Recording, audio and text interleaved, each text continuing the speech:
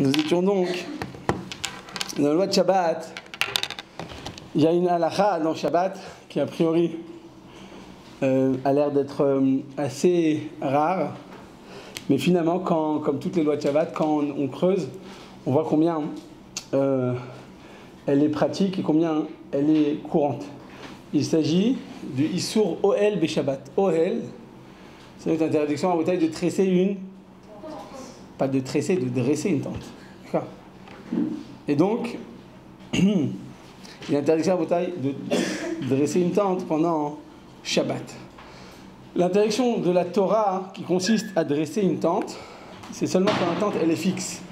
Vas-y, cassez, c'est pas grave. C'est quand la tente elle est fixe, c'est-à-dire que sans Ohel Kavua. Donc quand la tente elle est fixe, alors à ce moment-là, c'est l'interdiction de la Torah. Pourquoi ? Parce que comme on le dit, qu'on le répète à maintes reprises, l'interdiction de Shabbat, les Tal Melachot, les 39 Melachot, ont pour source la confection du Ohel Moed, d'accord, la confection du Mishkan, la confection de la tente d'assignation. Et donc, quand on vient construire ou dresser une tente pendant Shabbat, on transgresse l'interdiction de la Torah. L'interdiction de la Torah, comme on le sait, on l'a aussi souvent répété, il y a 39 Melachot, donc 39 Avot, 39 interdictions paires, et quand il y a des affiliations, il y a des ramifications, ça s'appelle des Tolada. Donc il y a le Av et la Tolada. Donc il y a combien de Avot, Rabotai ? 39. Et combien de ramifications ? Une multitude, énormément. Parce que ça va sans fin. Et il y a beaucoup de ramifications et de Toladot. Le fait de dresser une tente pendant Shabbat, quand elle est fixe, représente une interdiction de la Torah. Mais c'est la Tolada de Av, de bonnet. Donc l'interdiction père, c'est quoi ? C'est l'interdiction de construire pendant Shabbat. Et l'interdiction fils, donc la Tolada, la ramification, la conséquence, c'est l'interdiction de dresser une tente pendant Shabbat, seulement quand elle est fixe. Alors, si l'un est le Doraïta et l'autre aussi, donc a priori, quelle est la différence ? Si les deux ils sont Doraïta, si tu dis que le Av il est Doraïta, et que la Tolada est Doraïta, si l'interdiction père est interdite par la Torah, et l'interdiction fils, donc la ramification, la conséquence, elle est aussi interdite par la Torah, quelle est la différence entre les deux, Rabotai ? En réalité, il n'y a aucune différence entre les deux.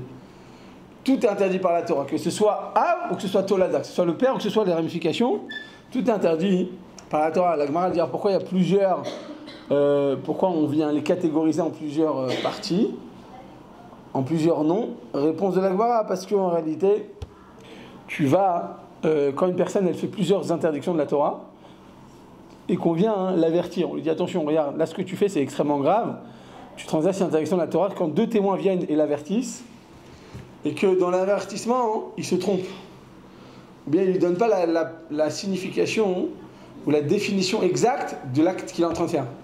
Par exemple, on lui dit, il est en train d'allumer le feu, on lui dit attention, tu es en train de cuire, tu es en train de m'évachel. C'est pareil, quand tu allumes un feu, tu ne cuis rien, d'accord ?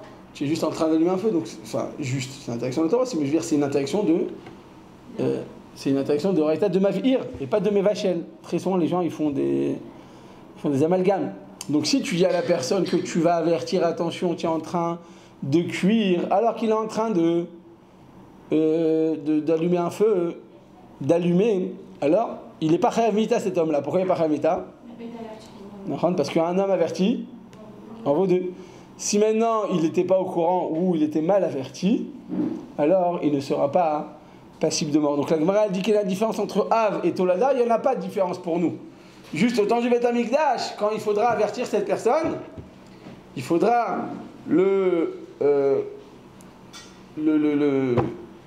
sermonner et l'avertir avant qu'il soit puni au Beth Amikdash et l'amener au Beth Amikdash pour le punir. Cette personne, eh bien, si on n'a pas donné la vraie définition, cette personne n'est pas passible de mort parce que la Torah c'est une Torah de vie, c'est pas une Torah de punition, c'est pas une Torah de mort. Les punitions sont là, c'est vrai, mais pour nous rappeler le bon chemin à prendre et nous rappeler que nous avons le devoir de faire la volonté d'Akadosh Baruch Hu, ce qui signifie que quand la personne se trompe, on ne va pas les chayav mita, on ne va pas le rendre passible de punition.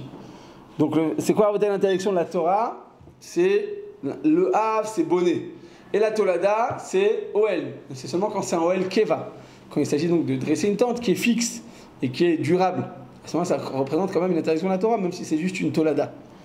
Le fait de rajouter à Botaï un élément fixe à une tente qui était elle-même fixe, c'est-à-dire si tu rajoutes un élément durable à une tente fixe, c'est aussi une interdiction de la Torah parce que tu continues une construction qui est déjà fixe. Donc la tente fixe, elle est interdite par la Torah. Si tu rajoutes un élément qui est aussi fixe à cette tente qui est déjà existante, ça représente une interdiction de la Torah. Quand est-ce qu'il s'agit d'une interdiction des Rabbanan, en taille d'ordre rabbinique? Quand la tente n'est pas fixe, mais elle est passagère. À ce moment-là, eh bien, les Chachamim l'ont interdit. Pourquoi ils interdisent de dresser une tente passagère? De peur que par la suite, tu viennes dresser une tente durable. Donc passagère, donc Araï, Oel Araï, c'est Issour des Rabbanan, c'est interdit par les Chachamim. Et Oel Keva, c'est interdit par la Torah, Akdosha. Qu'est-ce qui se passe? À quel moment? Quelle est la définition en bouteille de Oel? La définition en bouteille, c'est faire une hauteur de 8 cm. Un téphar, dès que tu as fait quelque chose de hauteur de au moins 8 cm, tu transgresses l'interdiction de Oel pendant Shabbat. Oui, Aura? C'est quoi en vérité une tente fixe? Parce que toutes les tentes, l'intérêt c'est de pouvoir facilement les démonter, quoi. Ouais, bah, ça dépend. Si vous êtes... vous avez raison. Mais si par exemple, je suis dans le désert, d'accord, ou je suis en berbère, et que j'ai fixé ma tente, non, je lui dis voilà, je vais rester ici X temps. Bon, bah, à ce moment-là, vous, à partir du moment où c'est pas déterminé, c'est considéré aussi comme fixe. Vous n'allez pas faire une tente, chaque fois que vous éternuez, ça va s'envoler. Donc vous allez la faire fixe, faire durable, et après, vous allez partir. À quel moment vous allez partir? À l'époque de la Torah. À l'époque du don de la Torah, quand on était dans le désert, c'est de là-bas qu'on apprend toutes les mélachot. C'était des mélachot de Horaïta. Pourquoi? Parce que Alpi Ha'anan Isaou, Alpi Ha'anan Yechanou. En fonction de la nuée, quand elle s'est installée, elle se posait, donc il fallait planter notre tente. Et quand elle s'est levée, il fallait décamper. D'accord? Il fallait démonter la tente. Donc là-bas, on l'a fixé pour X temps. On a fait combien de tachanot, combien d'arrêts on a fait pendant toute notre épopée dans le désert? 42. Pendant 40 ans. Alors vous allez dire, ça fait à peu près 1 an par tachanot? Non, parce qu'il y avait des tachanot dans lesquels on est resté, je crois, 1 jour ou 2, je ne me rappelle plus. Enfin, je ne me rappelle plus, on était tous là-bas, mais bon, c'était il y a 4000 ans, donc je ne me rappelle plus exactement. Mais il y a d'autres tachanot dans lesquels on est resté 2 ans et plus. Donc on voit que, imaginez-vous, on plante nos trucs, on dit bon, demain on part, et finalement on reste 2 ans. Donc à chaque fois que tu éternues, boum, les murs ils vont tomber, dès qu'il va pleuvoir, ça va rentrer dans la tente, donc tu es obligé de bien le faire. Donc si on fait quelque chose de durable, c'est l'interdiction de la Torah. Alors à quel moment c'est pas durable? Quand par exemple des enfants ils jouent.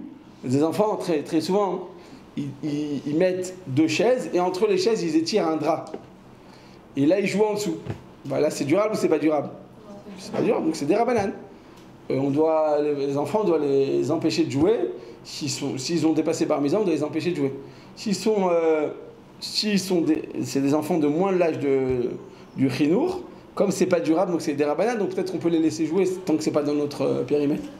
Autre nafkamina, si vous jouez au Lego, pas au Lego, au Playmobil, et vous construisez donc une petite maison, et vous mettez là-bas un Playmobil. Un Playmobil, c'est quoi sa taille? C'est biduc 8 cm, je crois. C'est écrit sur la boîte, je crois, 7 cm,8, non, un truc comme ça. Bon, en tout cas, mais tu construis une petite tente ou une maison dans laquelle tu viens maintenant installer ce monsieur Playmobil. Eh bien, là-bas, qu'est-ce qu'on a fait? On a construit une tente. C'est une maison passagère, mais ça s'appelle une tente, parce que dès qu'il y a 8 cm de hauteur, c'est une tente. Donc là-bas, si on le laisse, là-bas, vous savez, des fois, on a des étagères, on construit là-bas des petites maquettes. Si vous laissez là-bas votre Playmobil, vous allez transgresser l'interdiction de la Torah, de construire une tente. Pourtant, c'est fait pour jouer. Alors, ça dépend. Si c'est une tente qui est faite à chaque fois pour être démontée, comme dans le cas des chaises, alors c'est qu'une interdiction d'ordre rabbinique. Mais si c'est fait pour être fixe, alors c'est l'interdiction de la Torah. Donc ça dépend du cas. Oui. Est-ce que si les enfants ils font des tentes comme ça, on peut pas les détruire? S'ils sont détentes, oui. S'ils sont stressés, non. Non, ça dépend, on va voir exactement à quel moment ça devient interdit. Il y a des cas dans lesquels on doit les empêcher de le faire, carrément, et d'autres cas dans lesquels on ne doit pas les empêcher de le faire. Ah, je dis carrément parce que j'ai parlé aujourd'hui à une Algérienne ce matin. Elle m'a dit carrément que ça m'a grave truqué, comme ils sont carrément. Donc ça m'est resté dans la tête. Vous avez compris? Donc, si carrément c'est fait pour être. Après je l'ai rentré carrément à la mince. Si c'est fait pour. Non, c'était quoi votre correction, ma fille? Là, des fois je m'écarte. Allez-y. Si elles ont fait des teintes avec des couettes et des... Oui. Alors non, ça je vous ai pas donné. Alors ça dépend quel âge ils ont, ça dépend ce qu'ils font pour combien de temps. Et puis la question des questions, qui répond aussi bien à la question que la question d'Ora, qu'est-ce que vous considérez comme étant fixe ou passager? Je dis quand c'est fixe, c'est interdit par la Torah, quand c'est passager, c'est interdit par la banane. Mais qu'est-ce qui est fixe et c'est pas fixe, j'ai pas encore dit. Mais même si c'est passager, c'est pas la façon où c'est des rabananes. Ouais, mais dans quel cas il faut que ce soit même passager? Si vous faites un truc, je sais pas moi, qui est attaché à la porte, dès que vous ouvrez la porte, ça tombe. Est-ce que c'est considéré comme passager ou c'est rien du tout? Ça dépend, on n'a pas encore donné les définitions. Pour l'instant, juste on introduit pour expliquer que donc il y a une distinction entre de Raïta et des Rabanan. Et c'est quoi la définition de temps dans Rabotaï? C'est un toit de 8 cm ou plus. Est-ce que Rabotaï on a le droit de dresser pendant Shabbat des cloisons passagères? Donc on l'a dit.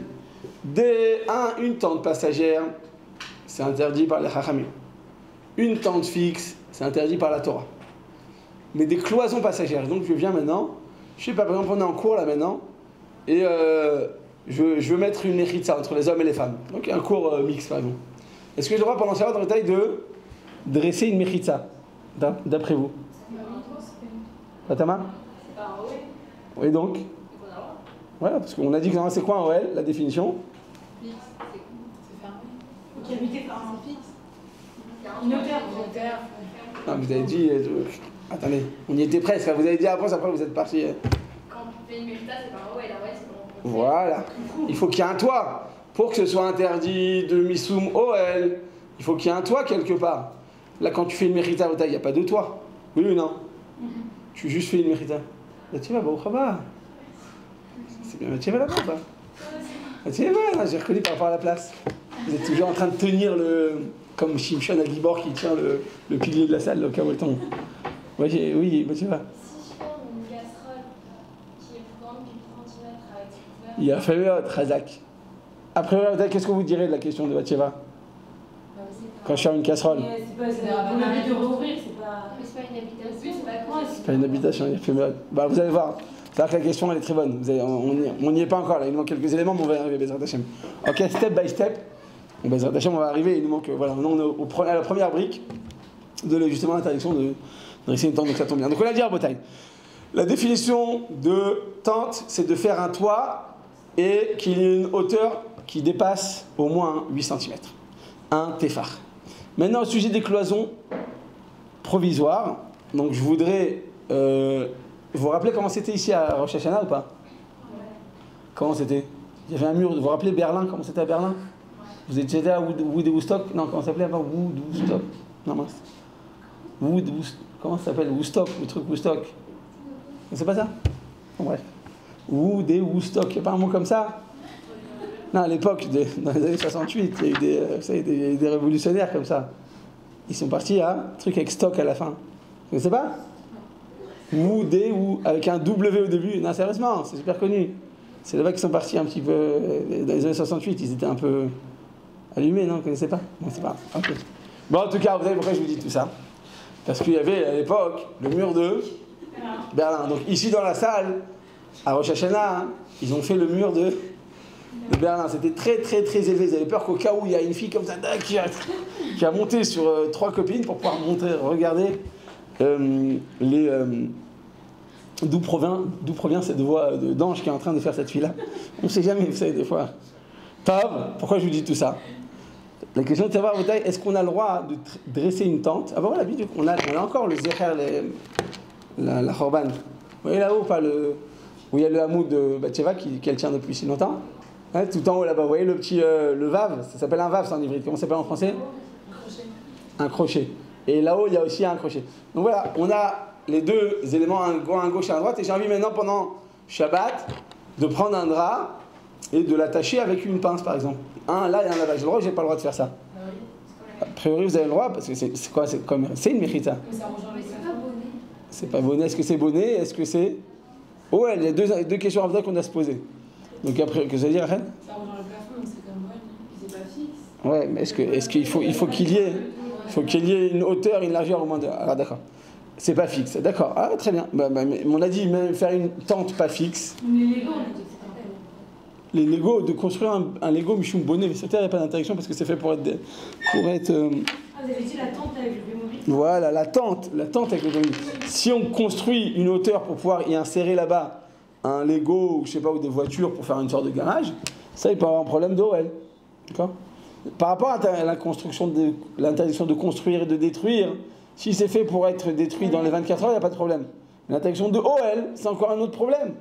Parce que s'il y a une hauteur et qu'on est intéressé par l'espace obtenu, eh bien ce sera interdit. Donc Rabotai, la halakha nous dit comme ça, que à quel moment je transgresse l'interdiction de OL, que ce soit des Horaïta ou des Rabbanan, que ce soit passager ou que ce soit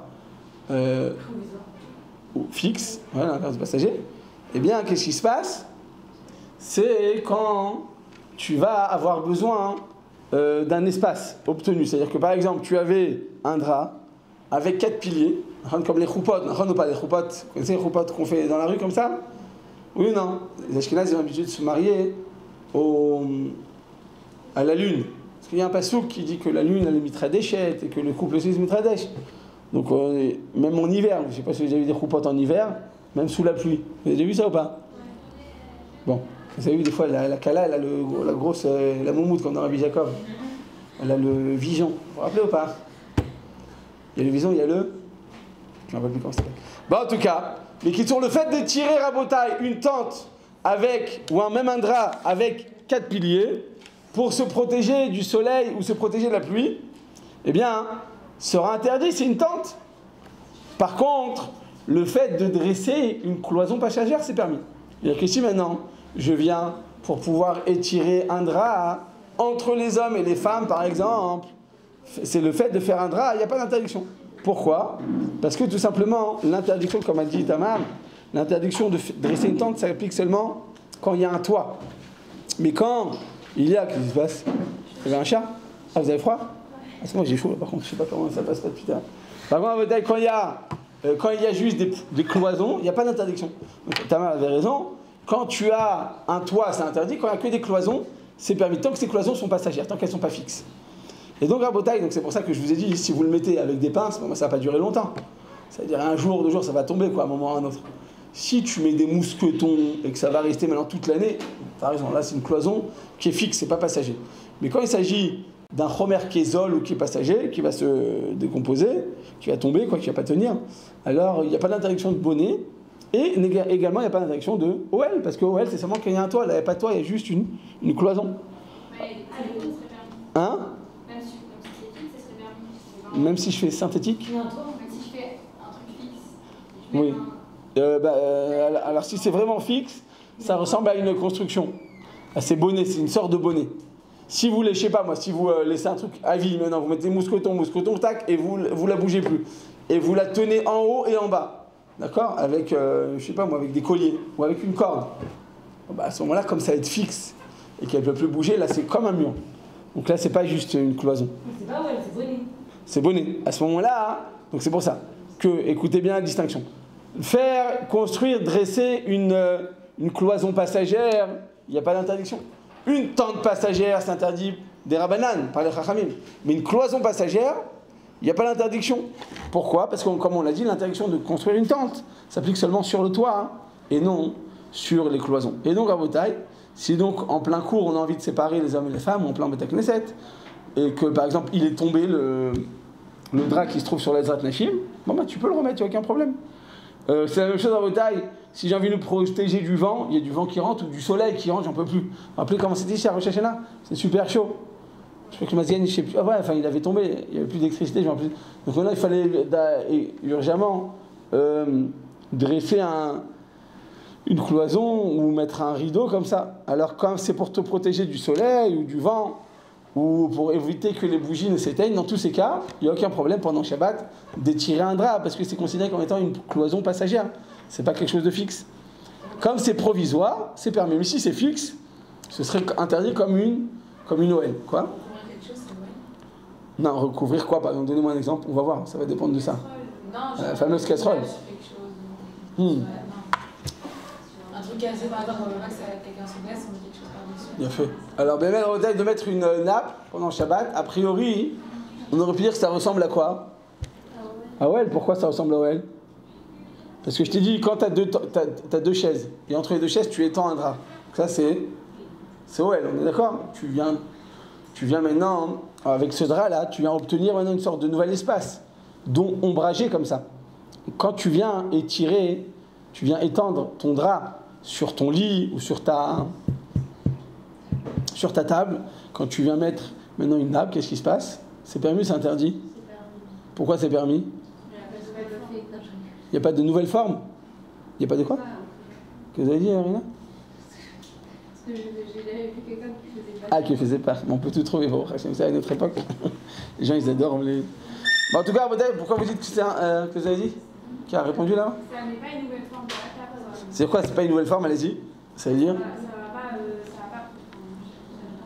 Ça vient pas... C'est-à-dire qu'il n'y a pas d'espace obtenu entre le drap ou entre la nappe et entre la table. Il n'y a pas de séparation. Oui ou non? Mais si maintenant, vous savez, des fois quand on fait des réceptions, vous savez ce qu'on met à table ou pas? Quand on fait des réceptions, pour que ça fasse classe à table, qu'est-ce qu'on met? Il y a des trucs comme ça en hauteur. Là, il y a un gâteau. Là, il y a un truc avec le ketchup. Vous avez vu ou pas à quoi ça ressemble? Alors, la table, elle fait super belle.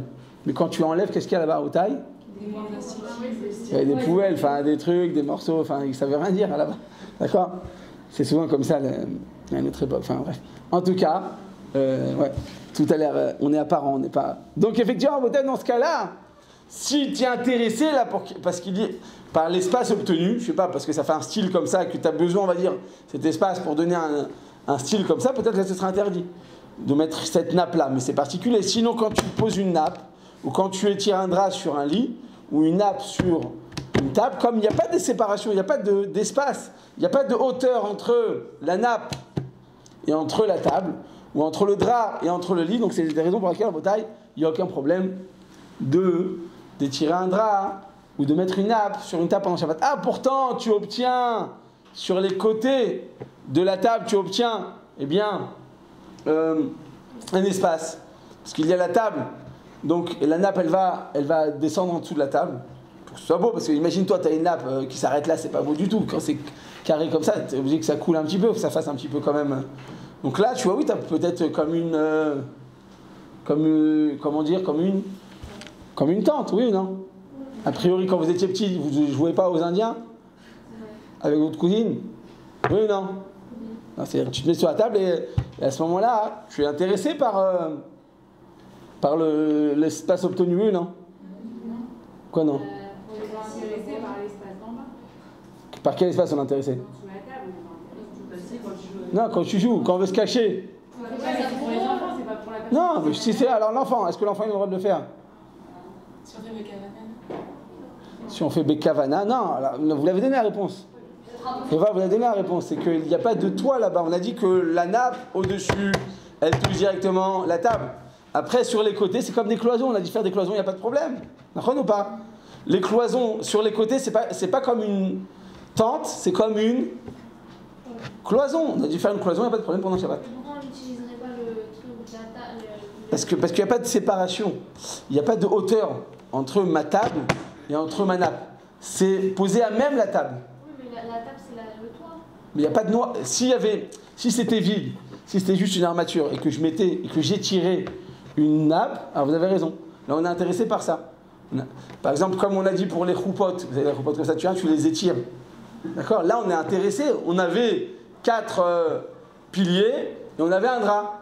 D'accord ou pas? Donc là, on est intéressé par l'espace obtenu. Mais sur une table, je ne suis pas intéressé par l'espace.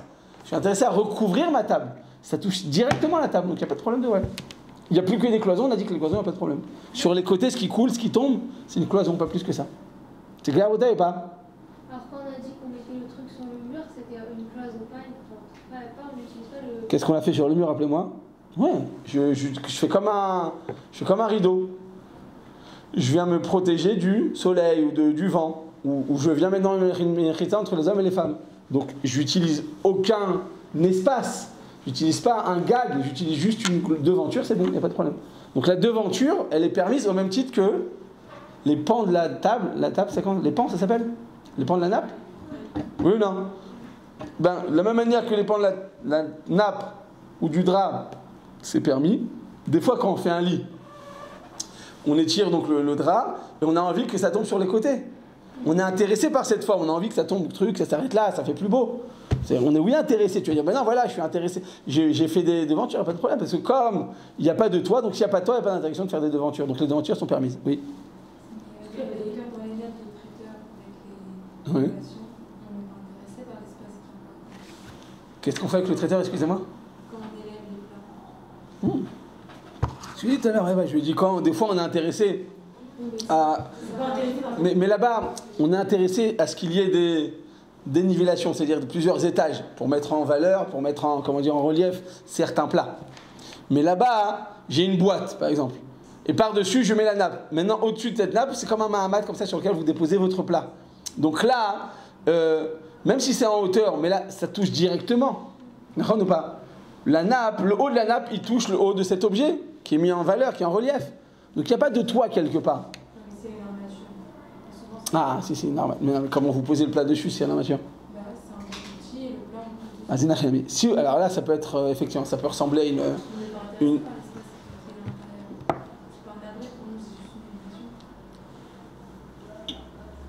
C'est une armature, vous êtes sûr que c'est une armature? Parce que moi, j'ai déjà vu comme si vous connaissez les boîtes en plastique dur, vert. Vous savez qu'à la Macolette, quand tu achetais du lait dans les sachets, dans quoi ils sont livrés tous les matins? Vous avez vu dans quoi c'est livré ou pas? Dans les grandes boîtes comme ça, très dures. Hein, vous voyez c'est lesquelles ou pas? Hein, des cajots, des sortes de cajots comme ça, mais en dur, en plastique dur. Donc en général, ça, ce qu'on met, on le met à l'envers, c'est des trucs durs. Je vois pas que c'est une armature. Je crois pas que c'est... Si c'est une armature qu'on est intéressé par un espace obtenu, ça pourrait être interdit. Mais là, mais comme vous avez dit, je mets rien en dessous, je mets toujours au-dessus, d'accord ou pas? Les décorations, c'est toujours au-dessus. Bon, bah, non, il n'y a pas d'interdiction. Tout est permis. Non, vous avez, même si c'est une armature, dans ce cas, c'est permis. Alors, j'aurais pas le droit si c'est une armature de stocker des... En dessous, non, vous n'aurez pas le droit.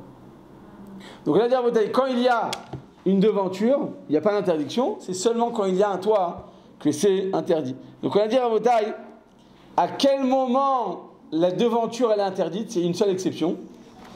Il y a un seul cas dans lequel faire une devanture ou une cloison elle est interdite, même si c'est juste passager. Dans le cas où cette cloison va me permettre quelque chose. Ça s'appelle en ivrite mechitza hamateret. Mechitza, donc une cloison qui a pour but de me permettre l'usage. Quel usage s'agit-il dans vos tailles? Quand vous êtes dans la rue et que, par exemple, le héros il s'est cassé. Donc, qu'est-ce que tu as qu'à faire pour le héros, en tout cas pour les Ashkénazes? Parce que pour les Sfaradim, il faut un véritable mur. D'accord? Il faut une véritable muraille. Pour les Ashkénazes, il suffit qu'il y ait un fil entre deux poteaux.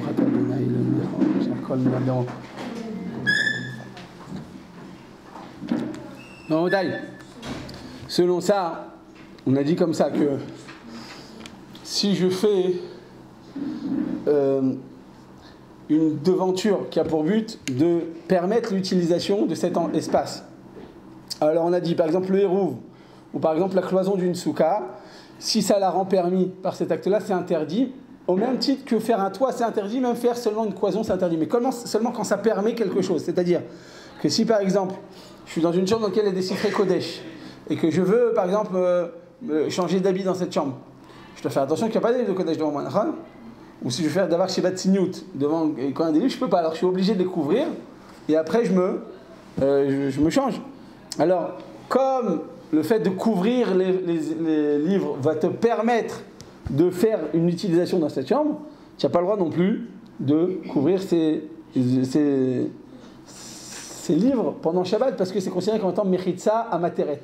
Ce que j'ai dit tout à l'heure, Rachel, si maintenant je mets juste, par exemple, je sais pas, une chemise dessous, je mets mon sweat, il n'y a pas de problème. Mais quand tu fais une Mechitza par-dessus, ça c'est interdit. Si quelque chose se casse et qu'on met un truc pour ne pas se blesser par-dessus. Ouais, c'est bon, il n'y a pas de materet. C'est vraiment quand ça vous permet quelque chose dans la halakha. ou bien ça, ouais, mais pardon, ouais, il faut que ce soit quelque chose de ilchati, ou bien ça permet de porter, ou bien ça permet de manger dans cette souka, ou bien ça permet de faire quelque chose de tignou dans la chambre. Quand il y a des sfarim, on est obligé de couvrir ces livres, mais qu'on est de couvrir avec une mechitza.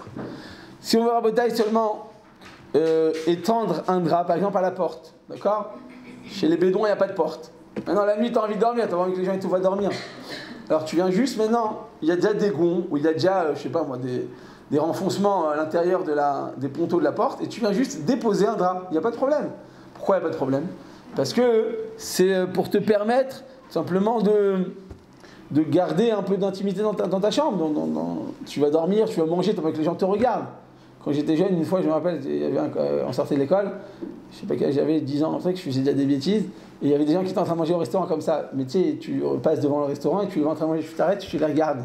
C'est embêtant. Je dis, qu'est-ce que tu veux, je suis là. Et tu regardes. Il dit, qu'est-ce que tu veux? Bref. Hein? Ouais. Alors, où vous voulez poser les rideaux? De poser sur une tringle, d'enlever de la tringle ou la remettre, c'est interdit parce que c'est considéré comme étant une construction. Parce que comme la tringle elle est posée sur quelque chose de fixe qui est posé au mur, donc j'ai pas le droit de poser la tringle et de l'enlever. Mais si maintenant, par exemple voilà là, vous posez votre drap et ça tient tout seul, par exemple, ou votre rideau, là il n'y a pas de problème. Comme de le poser sur un élément fixe, si vous posez une tringle c'est interdit. Si vous posez juste le drap c'est bon. D'accord? Il ne faut pas qu'il y ait d'interdiction de construction. Là, on parle juste d'interdiction d'ériger une tente ou une cloison. Donc, les cloisons, dans la plupart des cas, c'est permis, en dehors d'une cloison qui a pour but de permettre l'utilisation d'un lieu. Oui. J'ai pas compris la personne qui elle veut poser un drap dans les collèges, et je vois pas pourquoi c'est interdit. Là, c'est comme la porte qu'on veut cacher, on veut mettre un... Ouais, mais parce qu'il n'y a pas... Vous n'allez pas permettre quelque chose, juste vous n'êtes pas à l'aise quand les gens vous voient manger. Vous ne permettez rien. Quoi? Je vais permettre quelque chose. Permettez quoi? Au niveau de la halakha, il faut que ce soit une conséquence pratique. Quoi? Non, c'est une bonne question, Khazak. Il faut savoir qu'une fois j'étais parti à Los Angeles dans une synagogue pour un shiur, et là-bas, il y avait les hommes comme ça et les femmes derrière. Je leur ai dit, ils m'ont dit non, c'est... Selon la halakha, c'est pas obligé. Bon, aux États-Unis, ils sont très comme ça. Ils adorent jouer avec la halakha. Si c'est pas noir sur blanc, ils vont pas le faire. Enfin, il y a certains courants comme ça. Et c'est-à-dire que s'il y a les hommes là et les femmes elles sont derrière, donc les hommes ils regardent pas des femmes. Donc il n'y a pas d'interdiction de ne pas mettre de mérita. Nous on le fait pas parce que ça fait très réformiste comme truc. Enfin, ça fait limite. Mais selon la halakha, si les femmes sont derrière et les hommes sont devant, qu'il n'y a pas de mérita, c'est bon aussi. D'accord, vous savez ça ou pas? Ah, dans le bus, ouais. Dans le bus. Ça, c'est parce qu'on est des... Bon, on est des talibans, mais je veux dire, selon la halakha, c'est non, mais la vérité, mais si les hommes et les femmes, ils sont... Enfin, si c'est pas comme ça, ouais. C'est pas devant, derrière, bah, du coup, ça va. Non, je dis c'est pas devant, derrière, c'est technique. C'est qu'après, si les femmes, elles sont devant et que les hommes sont derrière, ils vont regarder les femmes. C'est un problème technique. Mais il n'y a pas d'interdiction soi-même, vous voyez ce que je veux dire? Ah, c'est pas une interdiction. Non, c'est-à-dire, on n'a pas le droit de se mélanger. Les hommes, des femmes, ils n'ont pas le droit de se mélanger. Mais est-ce que la mérita, je vous donne un autre exemple, vous êtes dans une bar mitzvah d'un cousin, et il n'y a que des cousins, cousines et oncles et tantes, on est obligé de mérita? Non, pas obligé. Mais si c'est pour les danses, alors là, c'est à chaud. Voilà, là, à ce moment-là, regarder là-bas, c'est pas que la mérita obligatoire, c'est que regarder une femme, c'est interdit. Et s'il y a de la musique et qu'une femme danse, on va être tenté de regarder. Donc c'est technique là-bas, c'est juste une truc technique, c'est une solution technique pour que la femme puisse danser. Mais s'il n'y a pas de mérita, ne dansez pas. Ça ne vient pas permettre quelque chose, vous avez compris la différence? Là, pour la souka, pour le hérouv, ou pour une utilisation de tignout dans une chambre dans laquelle il y a des livres, là, sans ça, c'est interdit. Donc ça va le permettre. Ça s'appelle mechitza materet. J'ai une question. Oui. Pourquoi on permet, du coup, nous, de parler par exemple, ici, alors qu'il n'y a pas de livres? À Arnof, spécifiquement, ils ont fait 3 hérouvim, selon toutes les chitotes. Et comme les rues, elles sont comme ça, et que, je ne sais pas si vous avez déjà vu le vendredi vers 4-5 heures, vous n'avez pas vu un monsieur qui passe comme ça avec des grands bâtons comme ça qui regarde, vous avez jamais vu? Il y a des fils, il y a des bandeaux comme ça sur les fils. Vous avez vu à quoi ça ressemble? Bon, en tout cas. Moi, ça veut dire qu'il vient ici, il est super contrôlé le héros. Vous avez raison, le fil tout seul, ça marche pas. C'est pour ça qu'on utilise plein d'autres éthérines. C'est qu'une forêt, par exemple, ou une rivière, c'est considéré comme étant un hérouf des Rabbanan. C'est-à-dire que si je porte, c'est déjà comme s'il y avait un hérouf, c'est un hérouf naturel. Il y a plein d'autres séroufs. Dans les cas de... Mais vous avez raison, on a que son marmirim de ne pas porter, même dans des quartiers. On va dire Arnov, Beit Vagan, il y a quoi d'autre comme truc super fou, mais Hacharim, même les Sfaradim, ils peuvent, Yeshlaem Al-Milis mort s'ils portent. Il y en a qui sont marmirim, beaucoup sont marmirim de ne pas porter pour les Sfaradim. Alors Yosef, il était marmir de ne pas porter.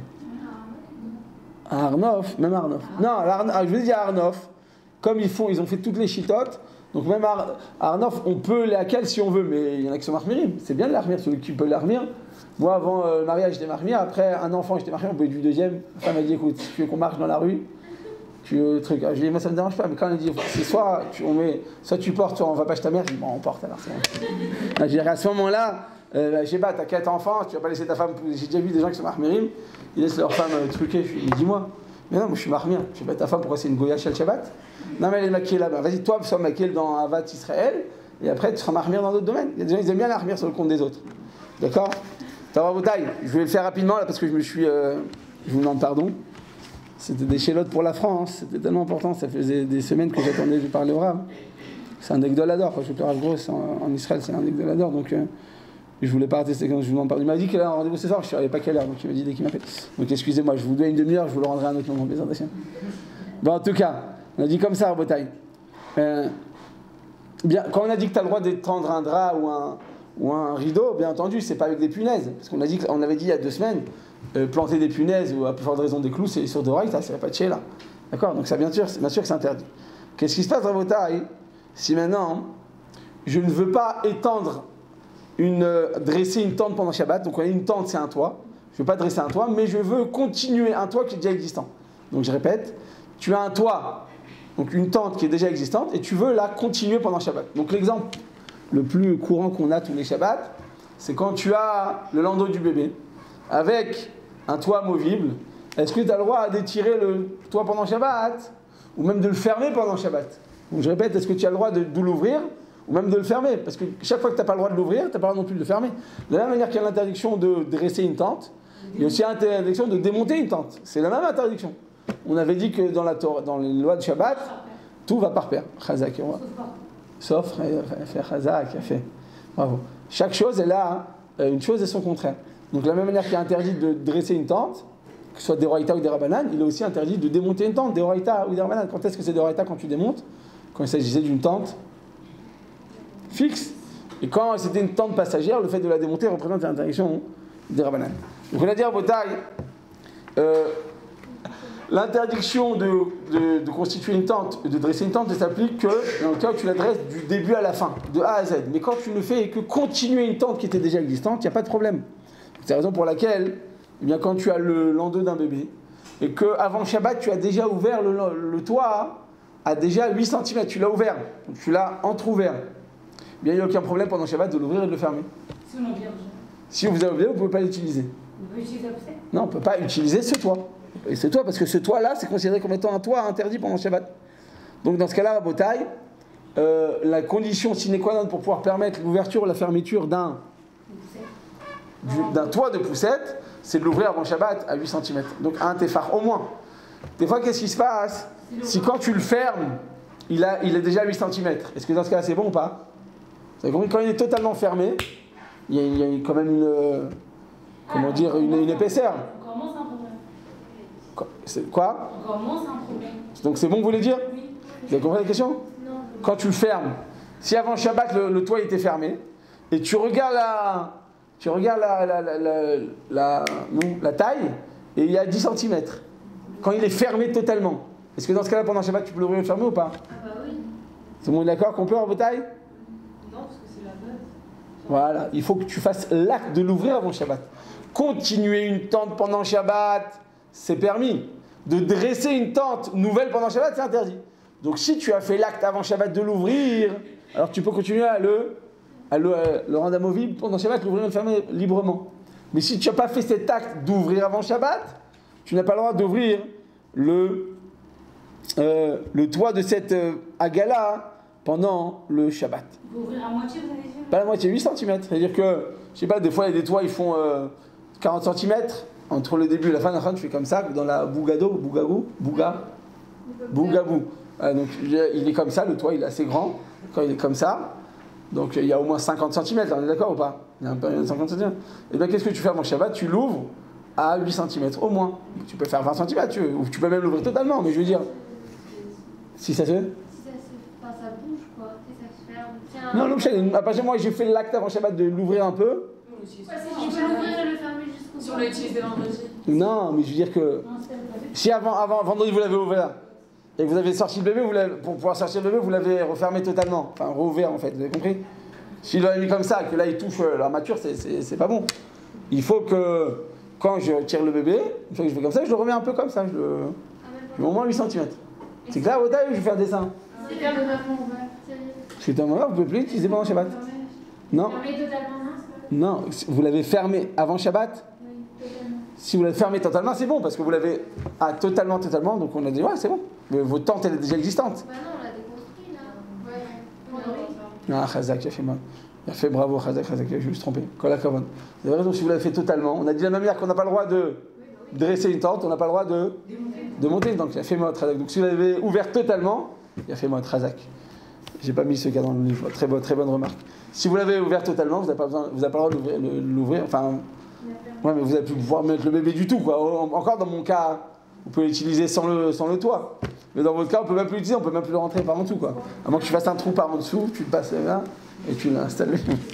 Il y a fait mode, vous avez raison, Khazak. Il faut au moins laisser 8 cm dans un sens ou dans l'autre, dans l'ouverture ou dans la fermeture. Les 8 cm, c'est avant Shabbat ou même pendant Shabbat? Non, avant Shabbat. Avant Shabbat, faut que j'ai commencé à ouvrir mon toit à 8 cm. Ou que j'ai commencé à fermer, à ouvrir la fermeture avant Shabbat. Il faut que j'ai fait quelque chose avant Shabbat, quoi. On a le droit, c'est quoi le principe? C'est qu'on a le droit de continuer une tente pendant Shabbat, on n'a pas le droit de débuter une tente pendant Shabbat. C'est ça le principe. Mais si pendant Shabbat je la continue, je la finis. Ben non, Alors, tu peux pas de la fermer en entière après? De la rouvrir en entière. Avant Shabbat, elle était comment? J'ai fait exprès avant Shabbat d'ouvrir 8 cm. Après, pendant Shabbat, je la ferme en entier. Ah ben il n'y a pas de problème, parce qu'une fois que... Parce que vous avez le droit, à partir du moment où vous avez commencé avant Shabbat, quelle que soit l'action, vous avez le droit de la continuer, de la fermer et de l'ouvrir sans aucun problème pendant Shabbat.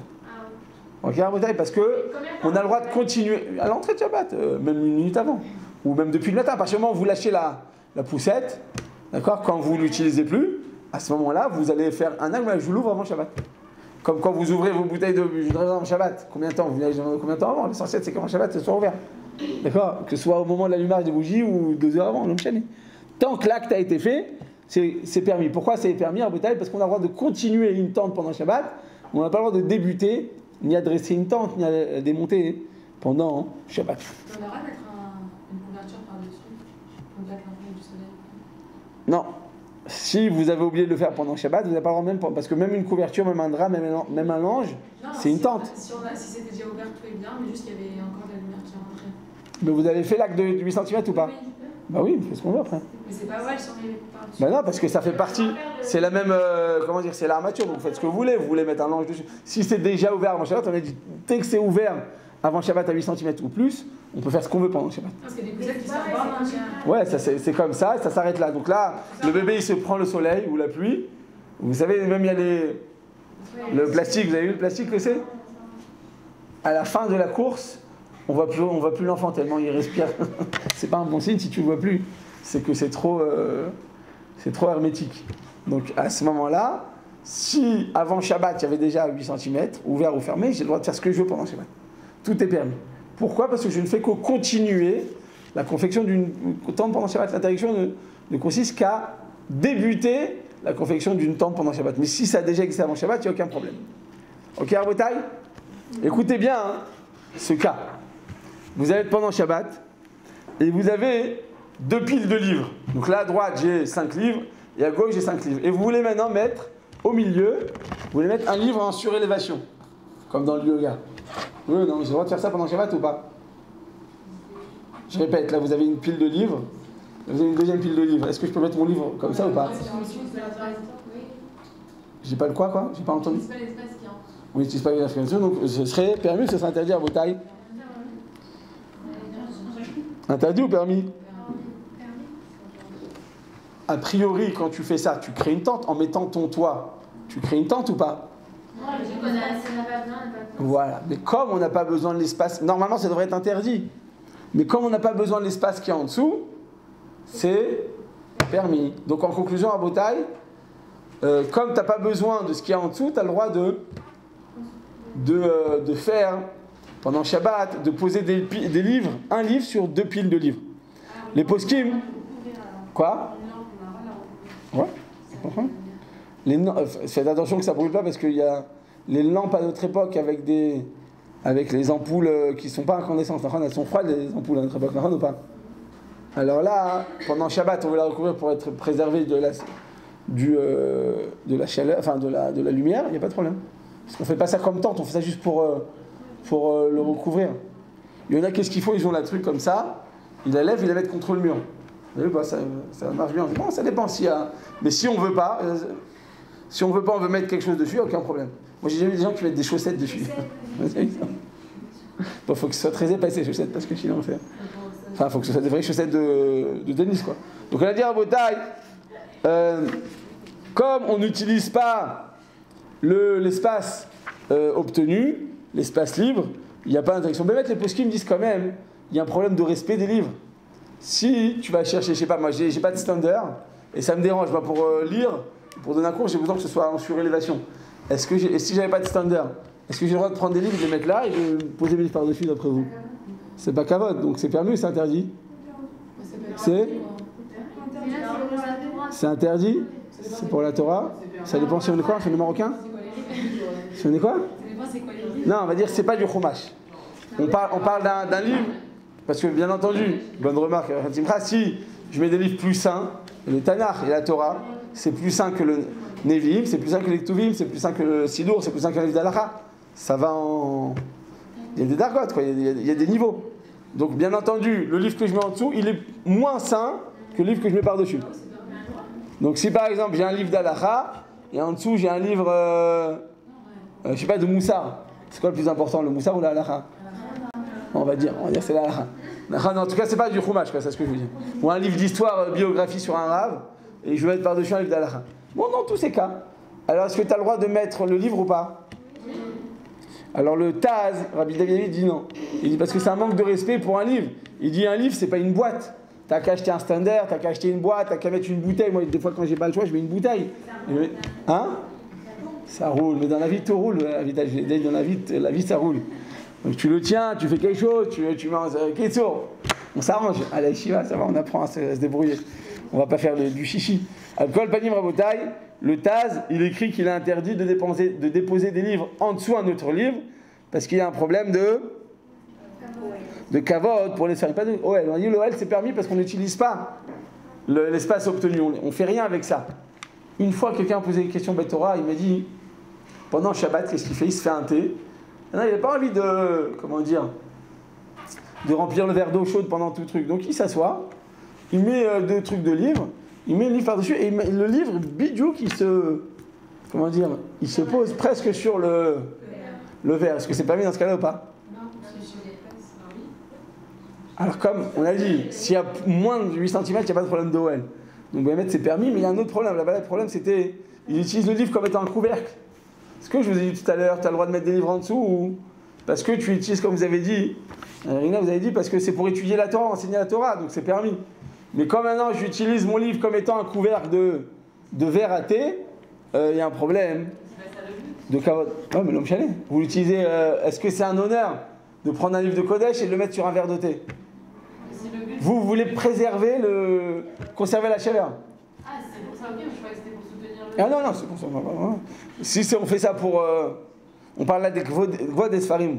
On a résolu le problème de OL en disant que, comme on n'utilise pas l'espace libre, alors c'est permis, mais on est en train d'expliquer que si on met des livres en dessous, certains possibles l'interdisent. En conclusion, on le permet, tant que c'est des livres moins sains que le livre qui est par-dessus, mais c'est sous condition que j'utilise pas le livre comme un bouche-trou, quoi. Là, je le pose comme un couvercle de thé, c'est interdit. On a dit, c'est la raison pour laquelle on a le droit pendant Shabbat d'étendre une nappe sur la table, même si l'extrémité de la nappe, elle pend sur les côtés, comme tu vas dire, ça tu as obtenu un espace libre. Donc a priori, ce serait interdit. On te dit, non, comme on n'utilise pas l'espace en dessous la table, ce serait permis. Mais qu'est-ce qui se passe en bataille? Si tu tires ton lit, et qu'en dessous de ton lit, tu mets tes chaussures ou bien tes savates ou bien tes tongs, tes babouches, ouais, c'est les babouches que qu'est-ce qu'on veut cacher? Des babouches, des choses pas très... Si tu as des toutes dernières trucs, je sais plus quelle marque, non, t'es content qu'on les voit. Mais si tu veux les cacher, les babouches, tu les caches en général, tu sais, des trucs comme ça. C'est ou pas celle-là? Tom, alors dans ce cas-là, si tu es intéressé là-bas à cacher tes babouches, ce serait permis ou interdit? Ou je sais pas s'il y a une odeur très parfumée qui se dégage et grâce maintenant à ce drap, tu empêches la propagation de l'odeur. C'est permis ou c'est interdit? C'est permis, ça reste permis, parce que c'est pas ça considéré comme étant l'utilisation d'un espace libre qu'on a obtenu sous la table ou sous le lit, donc ce sera permis. Les attachés à bataille, on verra la prochaine fois quand on vient utiliser des chaises ou des lits pliantes ou dépliantes, un parapluie pendant Shabbat, un rideau à la synagogue, et ainsi de suite. Il y a encore des halakhot à voir dans ce domaine. Baruch Adonai Le'olam. Amen, amen.